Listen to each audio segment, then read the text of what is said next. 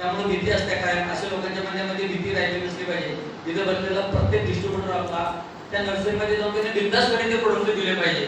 तुम्ही काय पद्धत अवलंबताय प्लीज तुम्ही सांगा. Thank you sir.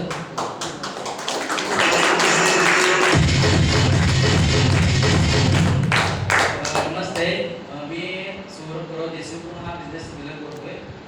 जवळजवळ मी म्हटलं तर 100% नर्सरीवर काम केलेलं आहे.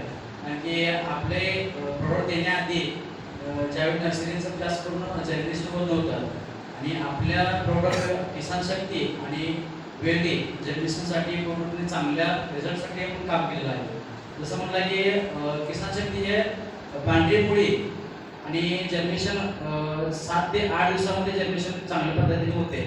आणि वेल्डी हे बुरशीनाशक आधी देण्याआधी जास्त बुरशी येत होती आणि आपल्या वेल्डी दिल्यानंतर बुरशीजन्य जे आहे ते पूर्णपणे 80 ते 90% पूर्णपणे कमी झालेले आहे.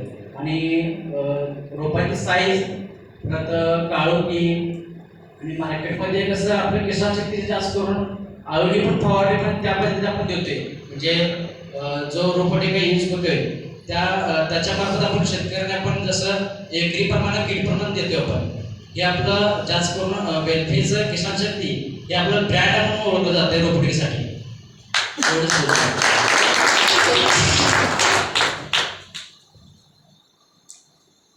तुम्ही असं सांगा की किसान शक्ती किती एमएल तुम्ही ड्रेंचिंग करा सांगते त्याच्यामध्ये.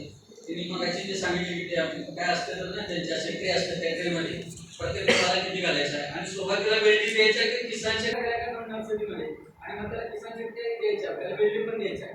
तर त्यासाठी काय करायचं, वेल्डी किती ग्राम किती ग्राम मध्ये आपल्याला 1 ग्राम 2 ग्राम वेल्डी पहिल्यांदा जनरेशन करताना जे पूर्णपणे आपण 40 लिटर पाणी करतोय, 30 लिटर पाणी करतोय. 30 लिटर जर पाणी करायला लिटरला 8 ते 10 ml देऊ शकतो आपण. आणि वेल्डी जे आहे ते जनरेशनसाठी खास वेल्डी निलेशरांनी काढलेले आहे. म्हणजे 2 ग्रॅम लिटरला 2 ग्रॅम वेल्डी देऊ शकतो आपण. जर 30 लिटरला जर देणं असेल तर 7 ग्रॅम आपण वेल्डी देऊ शकतोय. आणि किसान शक्ती 30 लिटरला 300 ml देऊ शकतोय. बाकीचे काय फर्टिलायझर जर असेल ते जर्मिनेट असते त्या पद्धतीने त्यांनी जे यूज करतात पहिल्याच्या आधीचे त्याप्रमाणे आपलं त्यात 2 ॲड करून त्यांचं रासायनिक जे असते ते किंवा केमिकल असेल ते त्यांचे 2 आयटम त्यात कमी होते परत. म्हणजे कोण गावशी वापरतोय, कोण विमेक वापरतोय, वेगवेगळ्या पद्धती आपले. आपण कसं आहे किसान शक्तीमध्ये कसं विमेक वगैरे पूर्णपणे आहे त्यामुळं वैयक्तिक असं वापरू नये जास्त करून नर्सरीसाठी. आणि एकत्र केलं तर चालतंय, काय प्रॉब्लेम नाही.